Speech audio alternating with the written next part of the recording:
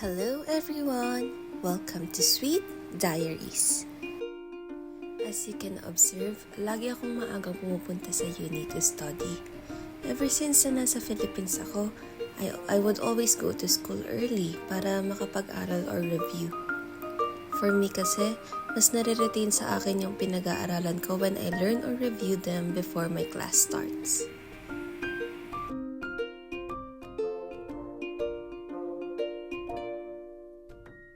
I would simply go to a place na hindi masyadong matao.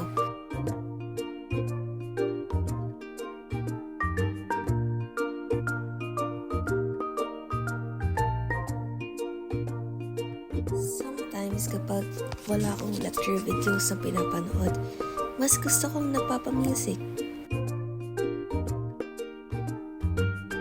For this particular subject, dito yung building ko. Fast forward na tayo pag-uwi. Siyempre, kasama ko pa rin yung cousin ko. On our way home, napag-usapan namin yung pagkain. Kaya ayan, magmamakdaw muna kami. This is my cousin. Say hi to him.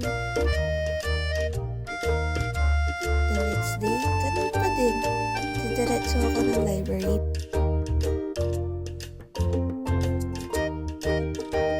Hindi talaga nakakagutom mag-aral. Kaya minsan, bago ako mag-start, bumibili ako ng pagkain.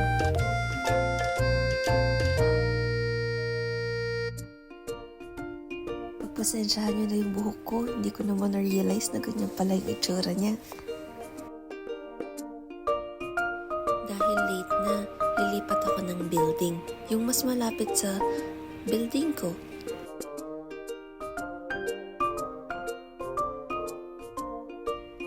Sa refectory to, it is nice na may overlooking sila sa mga side tables.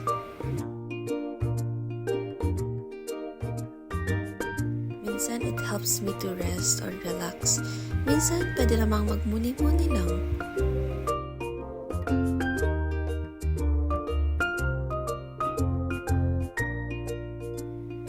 Oras na dito, kaya pupunta na ako sa building ko para sa 6 p.m. class ko.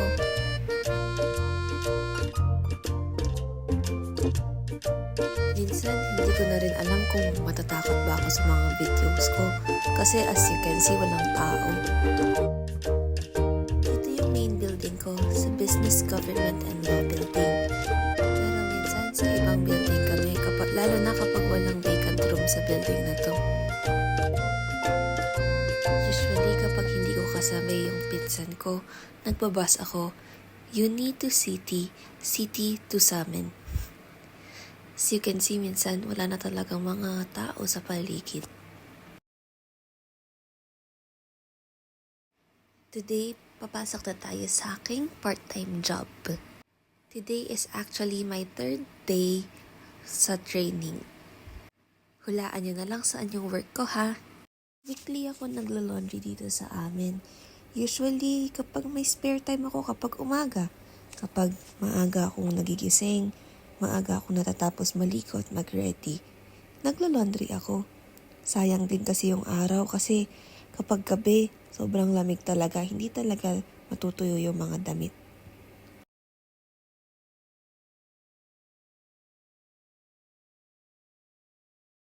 After mag-laundry, syempre diretso na tayong magko-commute papasok ng school.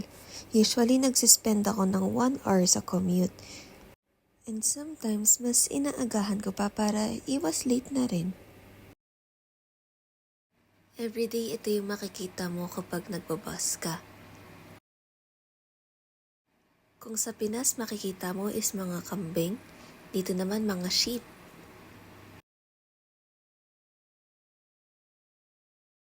Gustong-gusto ko din nakikita tong fountain na to. Sa lake din kasi siya kumukuha ng tubig. Sa oras na to, medyo kinakabahan na ako kasi malapit na mag-oras. Almost time na ng class pero as you can see, na-evacuate kami bigla sa field. Kinabahan na rin kami nung may dumarating ng mga fire trucks. Bigla na lang kasi nag-alarm tapos wala namang usok o uno. In-update na lang na kami ng mga personnel na may electrical component daw na nasunog. Dahil na-cancel yung una naming class, pumunta kami dito para bumili ng coffee.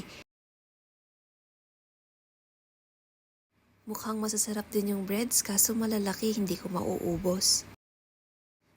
Hindi ko na na-videohan yung pagpunta ko sa last class ko. Hindi ko na rin kasi napansin yung oras nung nasa library ako. Nagpapalipas ng oras. Hindi ko rin alam bakit laging post ako ng post kapag nagva-vlog ako.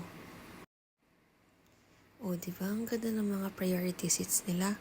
Kala mo nasa CDC Clark ka lang. Dahil wala akong classes every Friday sa uni, pumapasok ako sa part-time job ko. Located yung part-time job ko dito sa premium mall ng Canberra Outlet. The next day, syempre papasok ulit tayo sa work. After sa work, susunduin ako ni tita para umuwi na. Para sa akin, tong week na to ang pinakamabagal na week sa mga napagstayan ko dito. Maraming ganap pero fulfilling naman. And that's all for this week. Bye-bye!